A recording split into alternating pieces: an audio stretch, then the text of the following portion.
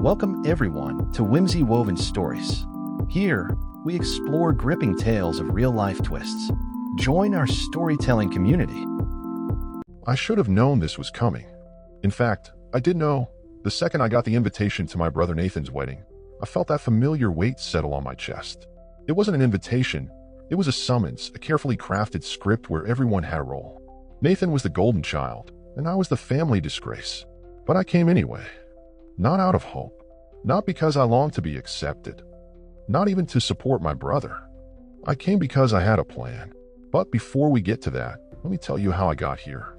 I walk into the Grand Belmont Ballroom, one of the most luxurious event spaces in the city.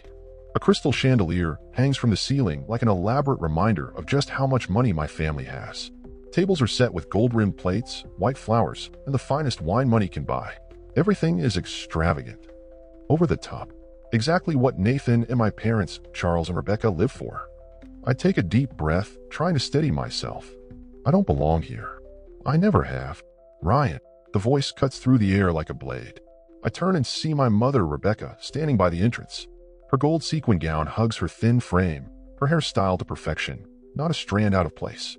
She looks me over, her lips pressing into a thin line. "You could have dressed up a little more," she says, her tone laced with disappointment. I glance down at my navy blue suit. Modest. Neat. Nothing flashy. Didn't realize there was a dress code, I reply, keeping my voice even. She lets out a hum of disapproval. "Well, at least you showed up. Try not to make a scene." With that, she turns and disappears into the crowd. Try not to make a scene. It's funny, really.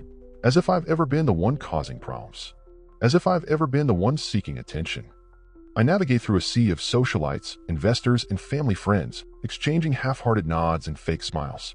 I know exactly why I was invited, to be paraded around as a cautionary tale. The black sheep. The failure. And soon, they'll make sure everyone remembers that. I reach table 14, tucked far from the main family table, surrounded by distant relatives and vague acquaintances. A strategic placement to keep me out of sight. Out of mind. A waiter pours champagne into my glass. I grip the stem, letting the chill seep into my fingers. Then the lights dim. The music fades. The spotlight hits the big screen at the front of the ballroom. Nathan stands at the head table, mic in hand. He's beaming. His tux is crisp. His smile as rehearsed as ever. "Thank you all for being here tonight," he begins, voice smooth, charming. "It means the world to have our closest friends and family celebrate this special day with us. And as a treat, I put together a little presentation, some memories, some laughs, some love, applause, excitement." I take a slow sip of my drink. I know where this is going. The screen flickers to life. First, photos of Nathan and his new bride Julia. Their travels, their milestones. The crowd oohs and ahs. Then pictures of Nathan and our parents. Nathan at his first baseball game. Nathan graduating from Harvard. Nathan closing his first real estate deal. Nathan shaking hands with business moguls. Nathan, Nathan, Nathan. Always the golden boy. Then the slideshow changes. A picture of me appears on screen. The caption underneath, bold and unmistakable. Infertile. Divorced. Failure. High school dropout. Low income. Single. For a moment, the room is silent. Then laughter. A wave of cruel, uncontrollable laughter. Nathan grins, soaking it in. "Come on, don't laugh too hard," he says, his voice dripping with mockery. He might cry. My mother sips her wine. My father, Charles, chuckles. My ex-wife, Olivia, smirks. The laughter rolls through the crowd like a storm. Snickers from distant cousins. A whispered pathetic from an old family friend. Someone clinks their glass in mock celebration. I sit there, still, silent. My fingers tighten around my phone. Not yet, Ryan. Not yet. I can feel their eyes on me. Watching. Waiting for a reaction. Waiting for me to break.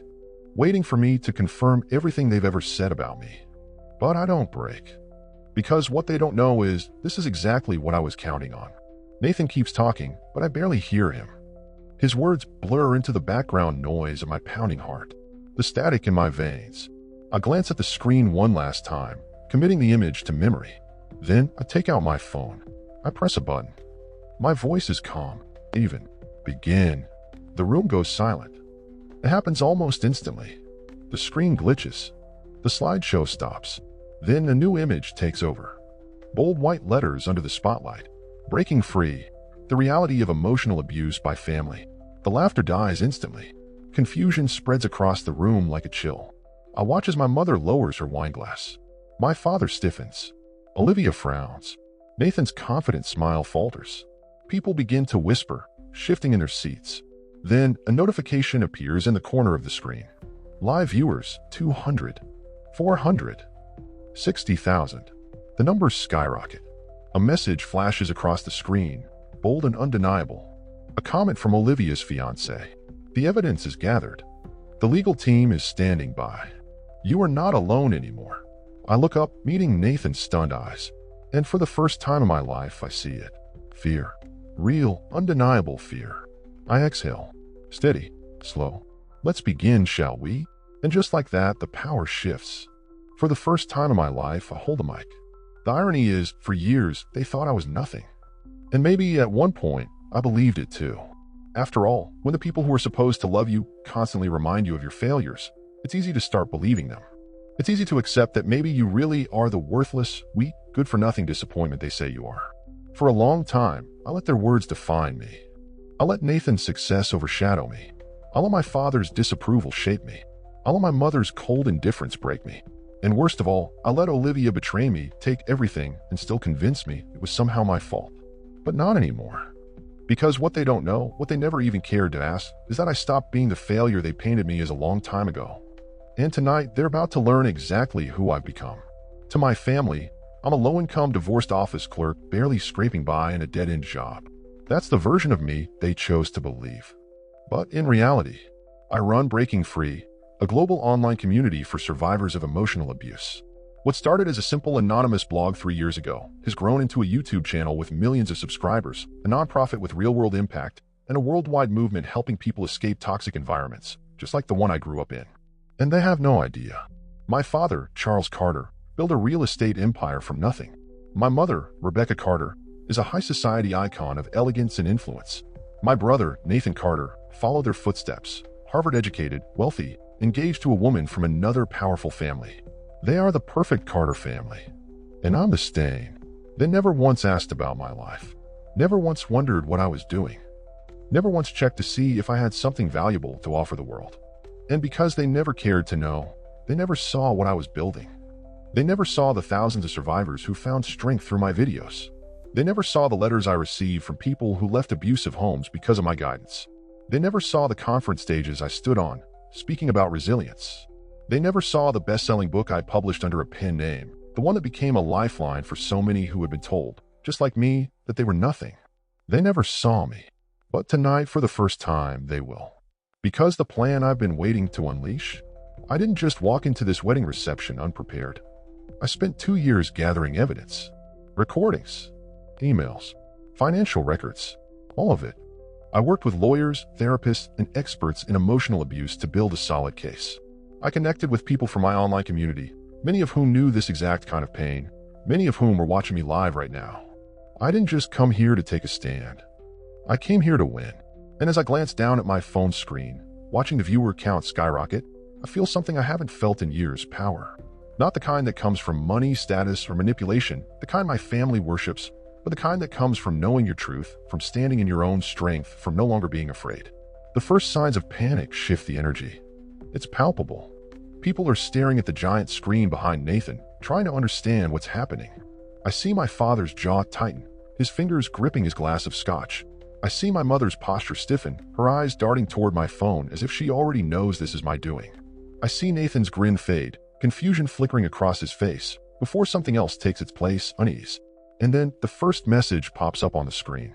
Live viewers, 850. 1 million. 1.2 million. Gasps ripple through the room. I hear whispers. What the hell is this? Why is this broadcasting live? But I'm not looking at them. I'm looking at Olivia. She's staring at the screen now, her expression unreadable. And then she sees it, the notification. A comment, highlighted in bold, from her fiancé. The evidence is gathered. The legal team is standing by. You are not alone anymore. Her face drains of color so fast I think she might faint. I tilt my head slightly, watching her reaction. She turns toward me, lips slightly parted. Ryan, what did you do? I don't respond. I simply raise my glass in a slow, deliberate toast. And then for the first time all night, I smile.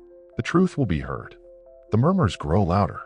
People are pulling out their phones, watching the live stream unfold in real time. The screen flickers and a new message appears. Welcome to Breaking Free Live, the reality of emotional abuse by family. Nathan, still clutching the microphone, finally speaks. What the hell is going on? His voice isn't as confident anymore. I lean forward slightly, tapping my fingers against my champagne glass. I thought you liked presentations, Nathan, I say casually. And you worked so hard to humiliate me with yours. I figured it was only fair I show the audience a different side of our family. His face hardens. This isn't funny, Ryan. I arch an eyebrow. Oh, I agree. It's not funny at all. I glance at the screen. Then, with a single tap on my phone, I start the first recording. The beginning of the end. He's just weak.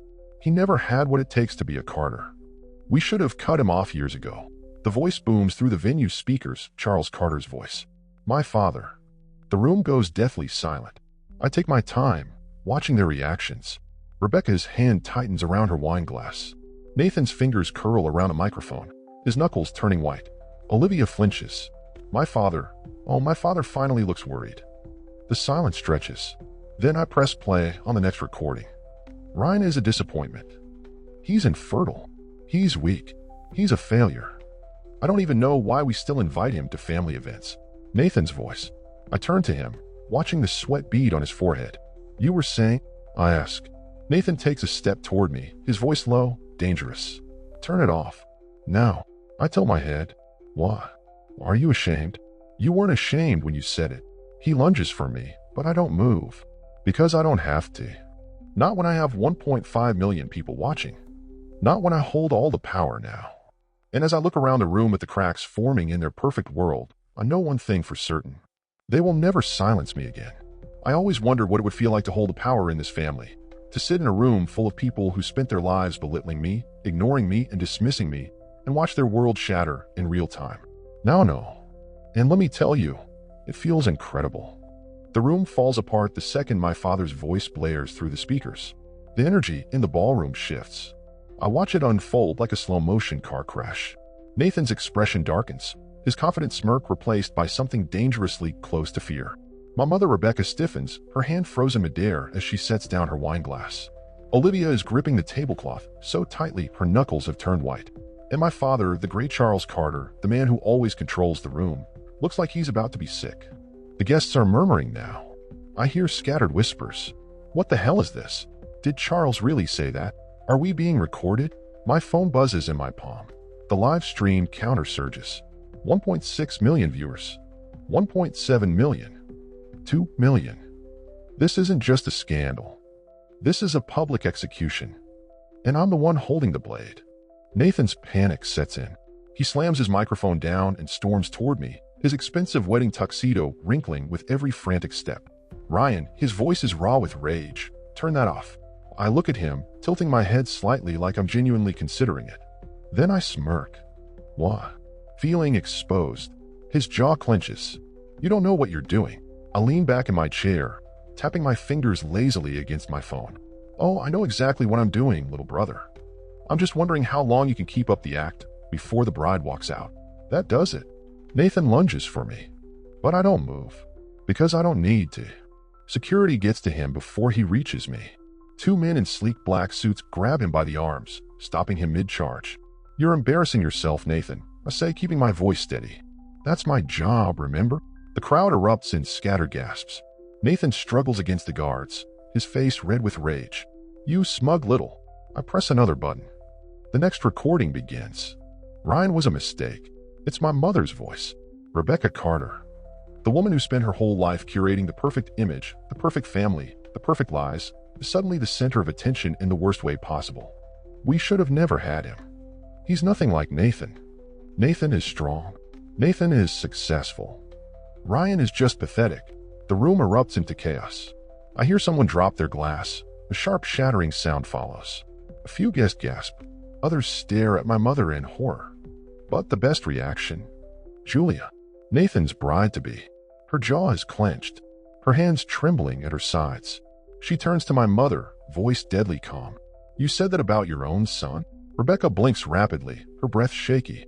That was out of context. Oh, it gets better, I interrupt. Let's hear what she said about Julia, shall we? Rebecca snaps her head toward me. Ryan, don't you dare. I press play. I don't care about that girl. She's just a pretty little pawn for Nathan to marry, a social climb. The silence is deafening. Julia stares at the screen, then at Nathan, then at Rebecca. Her hands are shaking. You used me, she whispers. Nathan shakes his head, reaching for her. Baby, no, she's twisting it. Julia slaps his hand away. The crowd erupts again. Are you serious right now? She hisses. Your entire family treats people like disposable pawns, and you expect me to just go along with it? Nathan is visibly sweating. It's not like that. It is exactly like that. I cut in. Welcome to the Carter family, Julia. If you think they actually care about you, you're more naive than I thought. She steps back from him. You're a fraud, Nathan, she says, breathing heavily. And your family is disgusting. She rips off her engagement ring and throws it at his chest. I'm done. The ring clatters to the floor. Nathan stands frozen, stunned.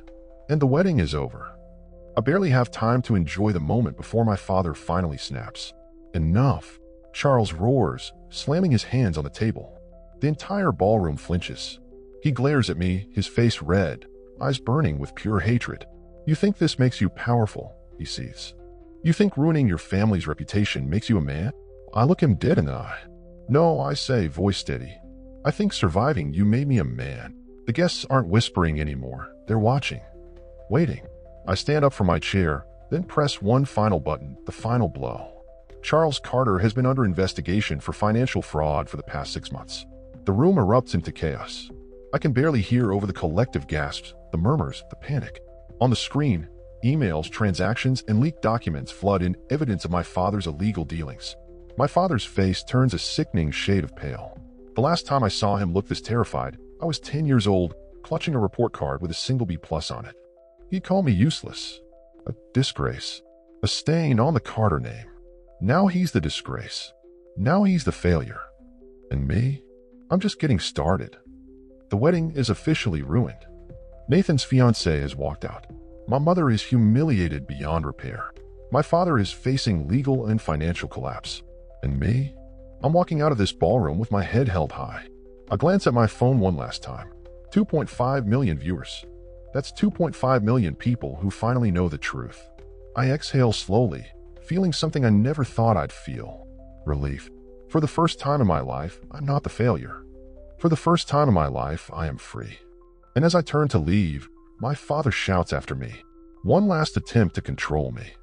Ryan, if you walk out that door, you're dead to this family. I pause.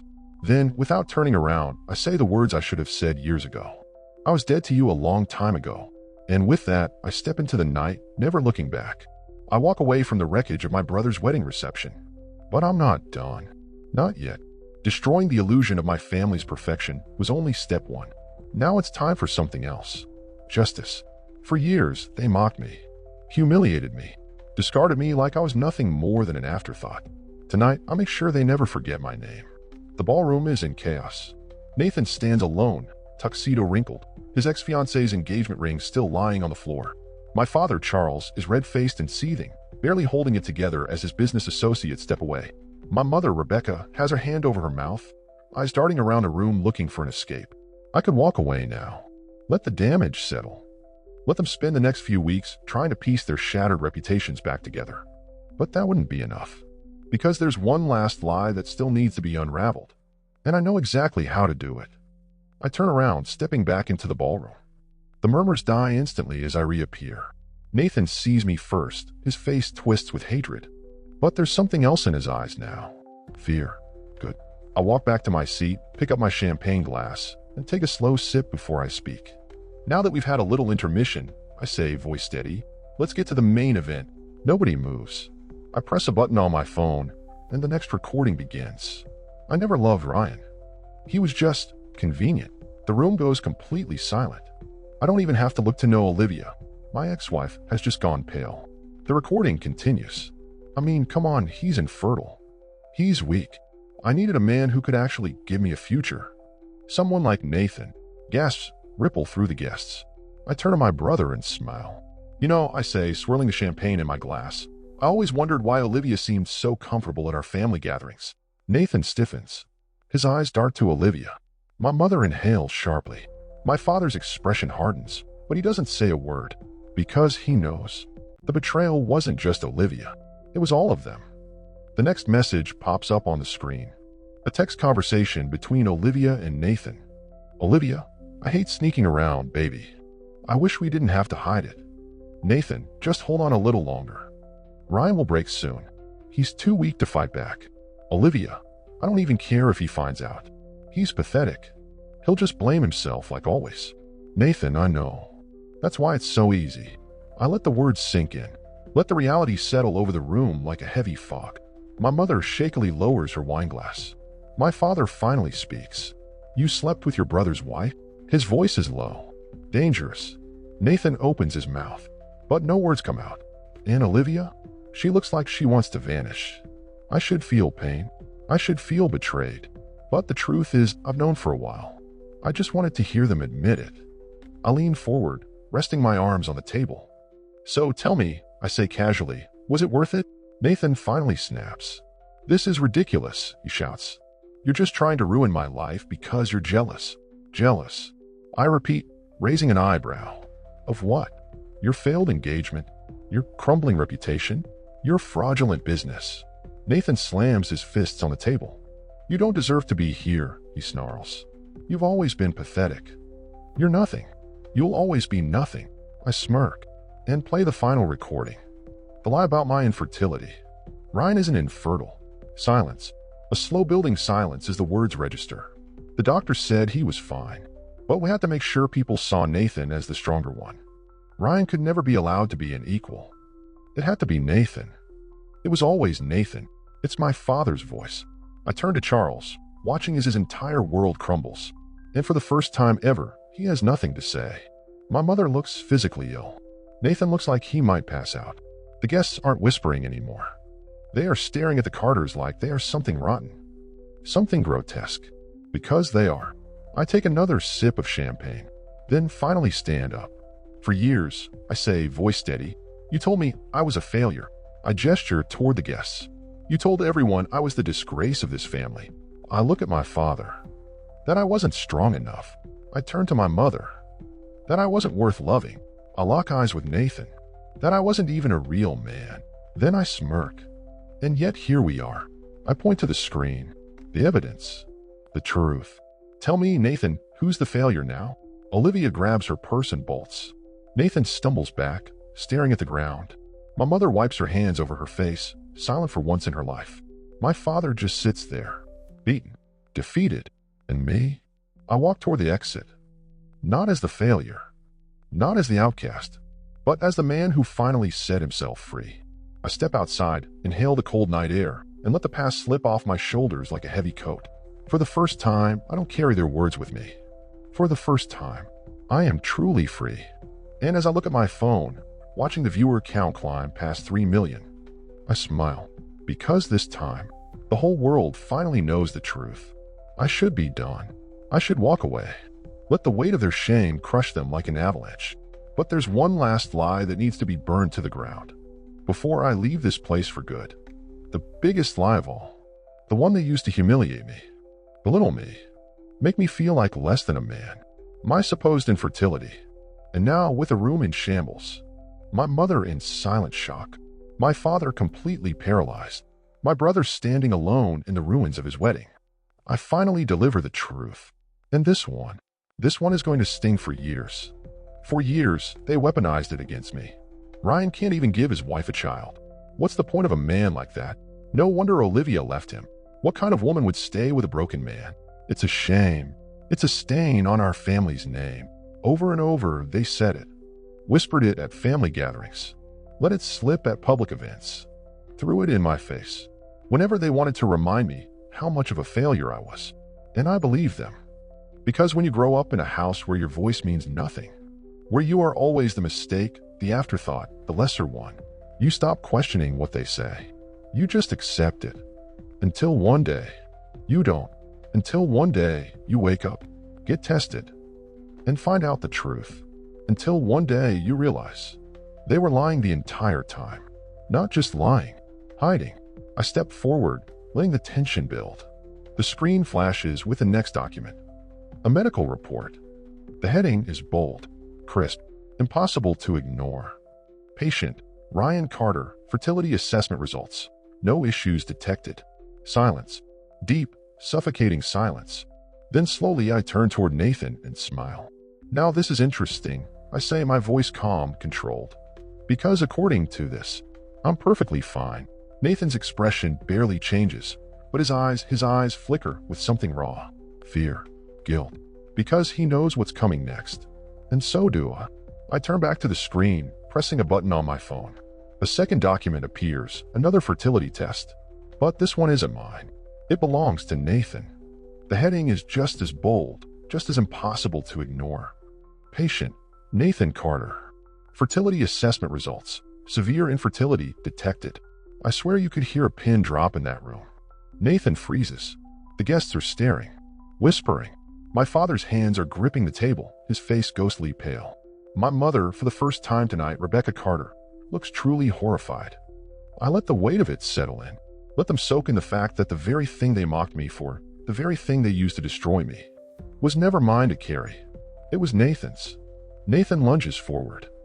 You bastard, he snarls, knocking over a champagne glass as he reaches for me. The crowd gasps. I don't move. I don't flinch. I just watch him come apart at the seams, his whole life unraveling right in front of him. He doesn't make it far. Security grabs him again, holding him back as he thrashes like a rabid dog. Ryan. His voice is desperate. You don't understand. This is private. Private? I raise an eyebrow. You mean like how my infertility was private, before you and Mom turned it into a dinner table joke? You don't get it. Nathan's eyes are wide, wild with panic. I had no choice. He cuts himself off, chest heaving. And that's when it hits me. Nathan didn't just know. He was forced to live the lie. I glance at my father, who won't even look at me. Then at my mother, whose lips are pressed into a thin, bloodless line. And suddenly it all makes sense. The burden of being the golden son. They built Nathan up to be the perfect Carter. There, the successful one.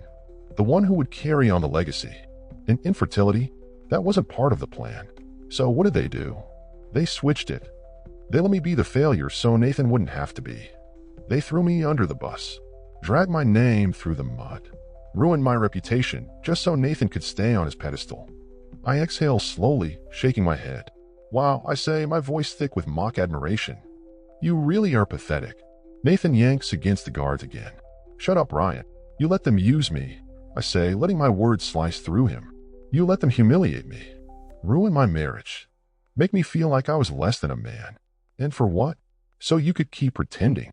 Nathan's face twists in rage. You don't know what it was like. I laugh, a short, bitter sound. I know exactly what it was like, Nathan. You were their golden son. You had everything. And instead of standing up for me, you let them break me. He stills, chest heaving. You let them break me, I repeat. And now look at you. You're standing here in the ruins of your wedding. Your business crumbling. Your fiancé gone. And the world watching as the truth comes out. His hands shake. His whole body shakes.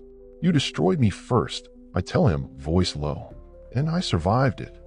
But you won't. And with that, I'll let him go. I turn away from him, from my mother's hollow silence, from my father's useless rage. And I step off the stage. The damage is done.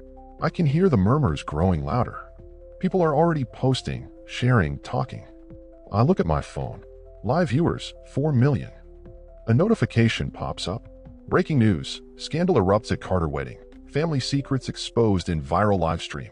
I smirk. Good. Let the world see. Let them all see. Because for years, I was forced to believe I was the weak one. The worthless one. The failure. But now they know the truth. And it's too late to silence me. It starts slowly, the unraveling, like a single thread being pulled from an expensive suit. Barely noticeable at first, until suddenly, the entire thing is falling apart at the seams. And the best part, they don't even realize just how much damage has already been done. Not yet, but they will. The first cracks appear. Nathan is still thrashing against the security guards, his face a mess of rage and desperation. My mother, Rebecca, is motionless in her chair, eyes vacant, like she's watching her whole world collapse in real time. My father, Charles, is still trying to control the situation, still gripping onto the illusion of power, the same way he's always clung to his money, his influence, his name. But the illusion is already shattering. I watch as he leans in to whisper something to one of his business partners, Mark Calloway, the CEO of a multi-million-dollar development firm. Mark, who once praised my father as a business genius, doesn't even acknowledge him, doesn't even look at him. Instead, he mutters something to his wife and stands up. And just like that, he walks out. Nathan sees it. His entire body stiffens. Then another man stands. Then another. One by one, the business partners, the investors, the executives who once circled my father like vultures, waiting for scraps, are leaving. And Charles Carter is left clutching nothing but the remnants of his reputation. I check my phone. Breaking news, the Carter empire is falling. I smile. Because this is exactly what I planned for. Nathan finally breaks free from the guards. He spins toward my father, voice wild with desperation. "Dad," he chokes out. "Say something. Do something." Charles doesn't answer. Because what can he say? That he can fix this? That he can't buy his way out of a scandal that's already reached millions? No, not this time. Nathan's panic turns into fury. He rounds on me, pointing a trembling finger. "This is your fault," he spits. I tilt my head. "Really? You ruined my wedding, my reputation, my entire life." I take a slow sip of my champagne, enjoying every second of his meltdown. "No, Nathan," I say, setting my glass down. "You did that to yourself." His hands curl into fists. "You think you're better than me?" I lean forward slightly, lowering my voice so only he can hear. "I don't think, Nathan," I whisper. "I know." His face twists.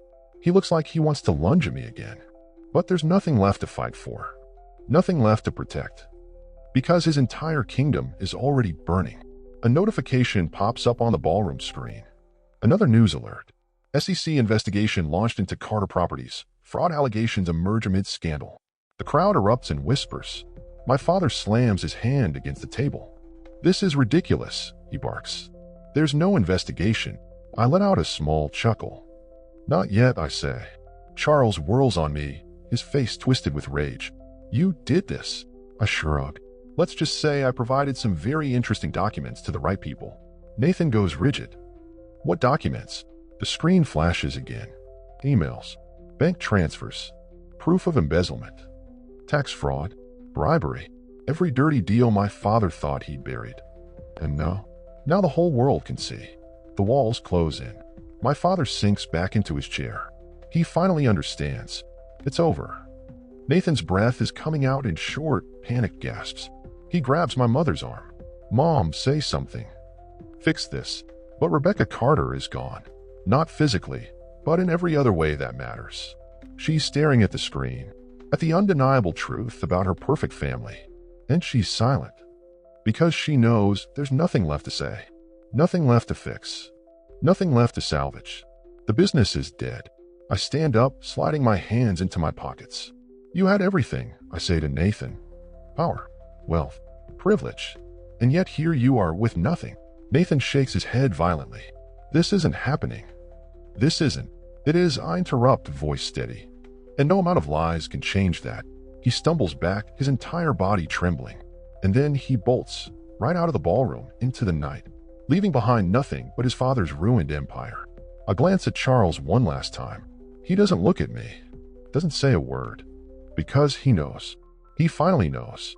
He lost. And I won. I step out of the ballroom into the crisp night air. I pull out my phone. Check the live stream. 5.2 million viewers. 5.4 million. 5.6 million. The world is watching this empire fall. And I have never felt more free. Because for years, they tried to break me. Tried to ruin me. But tonight I showed them who I really am. And I will never be silenced again. The air outside the ballroom is cool against my skin. Fresh. Liberating. Like the first breath after being trapped underwater for far too long. The empire that once ruled over me crumbles. Inside, my father sits frozen, his carefully built real estate dynasty shattered in front of the entire world. Nathan, my brother, the golden boy, has fled into the night. No longer the untouchable heir. No longer the family's shining example. And my mother's silent because for the first time in her life, she has nothing left to say. But me. I stand tall. Because after years of humiliation, lies, and exile from my own family, I have won. And the best part, this is only the beginning. My phone buzzes. A new notification. 6 million live viewers. That's 6 million people who just witnessed my family's fall from grace in real time. I let out a slow breath, watching the numbers tick up. I never planned for this to go viral. But I should have known. People love a scandal, especially when it's about a powerful, untouchable family falling apart. And right now, the Carter name is front page news. Another buzz, this time a call. I glance at the screen. David Reed, a longtime friend and attorney who specializes in corporate fraud. I answer. Ryan, he greets, voice smooth and calm. I assume you've seen the news. I have, I reply, walking toward my car. Good, because I've got some updates. I smirk. Let me guess, the feds are interested in dear old dad. David chuckles. Oh, they're more than interested. They're moving forward. The documents you gave us were airtight. There's no way out of this. I lean against my car, watching the ballroom entrance from a distance. How long before the hammer drops? I ask. A week? Maybe less, David replies. But honestly, he won't even need to be arrested to be ruined. His business partners are already cutting ties. Stocks for Carter Properties have dropped 40% in the past hour. Investors are panicking. The company is dead. I exhale slowly. It's happening. Everything he built on lies and cruelty is falling apart.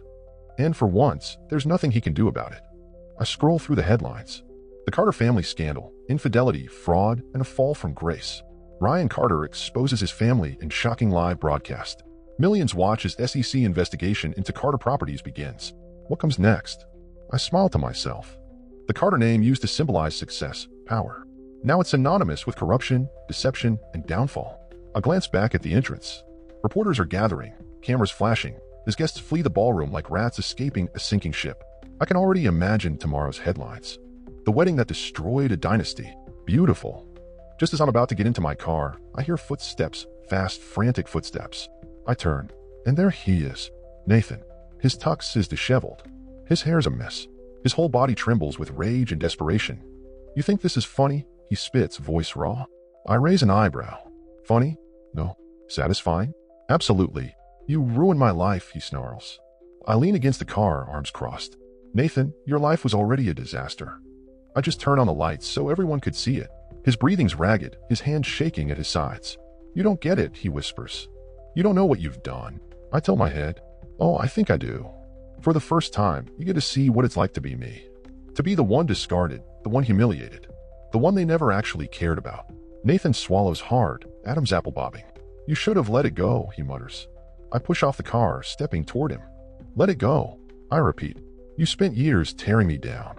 You let mom and dad use me as your scapegoat while you stood there and soaked up the praise.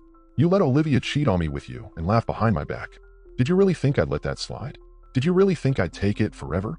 He shakes his head, looking at the ground. And for the first time, Nathan Carter looks truly broken. Not the cocky golden boy. Not the arrogant, untouchable heir. Just a man with nothing left. I should feel bad, but I don't, because he did this to himself. Goodbye, Nathan, I say, stepping back. Then I get into my car and leave him standing in the ruins of his own making. A week later, I sit in a high-rise office in downtown Manhattan. The view is breathtaking. Skyscrapers stretch across the skyline, the city humming below. But my eyes are on the TV screen in the corner. Breaking news. Former real estate tycoon Charles Carter under federal investigation for fraud. I sip my coffee, watching as my father is escorted out of his office in handcuffs. The once untouchable king of real estate, now a disgraced criminal. Nathan. No one's seen him since that night. Rumor is he left the city to escape the shame. And my mother. She's keeping a low profile, hiding from the public eye. As for me, I look down at the desk in front of me. A new contract. A deal with one of the biggest publishing houses in the country. My second book, a memoir about my journey, my family, and how I rose from the ashes of their abuse, is already a guaranteed bestseller. I pick up my pen, sign my name at the bottom, and just like that, I close the chapter on my past and step into my future. A year later, the Barnes & Noble in downtown Manhattan is packed. Hundreds stand in line, holding copies of my new book. In the Truth We Bury. At the signing table, I greet each reader, signing books, shaking hands. Many share their own stories, surviving emotional abuse, finding strength in my journey. And for the first time in my life, I feel purpose. I'm not the failure my family made me believe I was. I'm stronger. I'm better. As I sign the last book, I write the same words I always do. Your voice is power. Don't be silent anymore. And this time, I finally believe it. It's been a year since I destroyed the Carter Empire. The year since I stood in that ballroom and watched everything they built collapse under the weight of their own lies.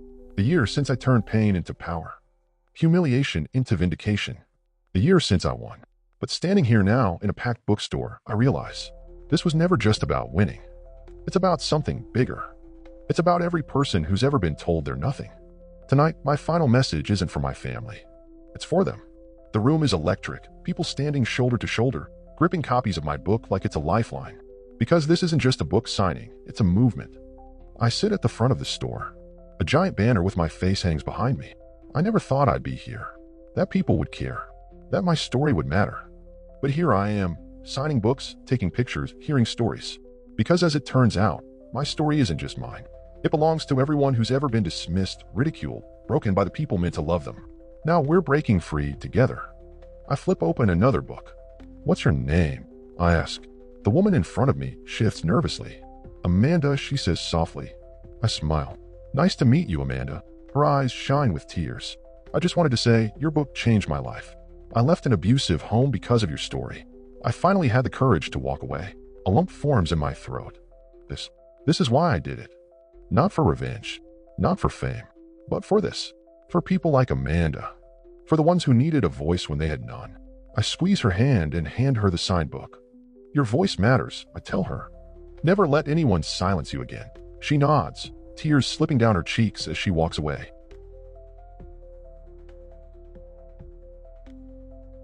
Then I see her. A woman standing at the very back. Jeans. A plain sweater. No makeup. No jewelry. But I know exactly who she is. Rebecca Carter. My mother. She doesn't move. Just stares at me, hesitation in every part of her. I stare back, waiting. Sooner or later, I knew she'd find me. But the difference now, I'm not afraid anymore. I own my story. She no longer has the power to rewrite it. Finally, she steps forward. The crowd murmurs, recognizing her. But she ignores them. Ryan, she says, barely a whisper. I don't respond. I don't know what she wants. An apology? Forgiveness? Or one last chance to manipulate me? I read your book, she says. Every word of it. I raise an eyebrow. That must have been hard for you. She flinches. Good. Reading about the pain she caused is nothing compared to living it. I wanted to come sooner, but I wasn't sure you'd even speak to me. I lean back, arms crossed. Well, here I am. Speed. The bookstore falls silent. She hesitates, then breathes deeply. I was wrong, she says. The words are shaky, like she's never had to say them before. Wrong about what? I press. About you. About everything. I let your father dictate how I treated you. I made Nathan the priority. I told myself that's just how it had to be. I tell my head, you mean choosing to humiliate me? Ignoring me? Laughing at my pain? She closes her eyes. I was weak, she whispers. And I was a coward. For the first time, I see something in her. Guilt. Real, raw guilt. And yet, I don't know if it's enough. It may never be. She looks at me again. I know I don't deserve forgiveness. But I wanted to say I'm trying. I nod. Trying. She nods. I left your father. I started therapy. I moved to a small town outside the city. No more high society. No more pretending. Just me. I study her carefully. This isn't the same woman who sipped wine while I was humiliated. But is it enough? I breathe in. I don't know if I can forgive you, I say. She nods. She expected that. But I continue. I hope for your sake you keep trying to be better. Hope flickers across her face. I will. And with that, she turns and leaves. No perfect ending. No grand reconciliation. Just two people acknowledging the damage and choosing different paths. And that's enough. As the night ends, I sign the last book and stand, stretching. It's been a long journey. A painful one. But I made it. I broke free. And now, looking at the crowd who found strength in my story, I realize this was never just about me. It's about everyone who ever felt small, unworthy, unseen. And now we see each other. I take a final deep breath, lift my pen, and sign the last book of the night with the same words I always write. Your voice is power. Don't be silent anymore. Because I never will be. Dear listeners, please like and subscribe.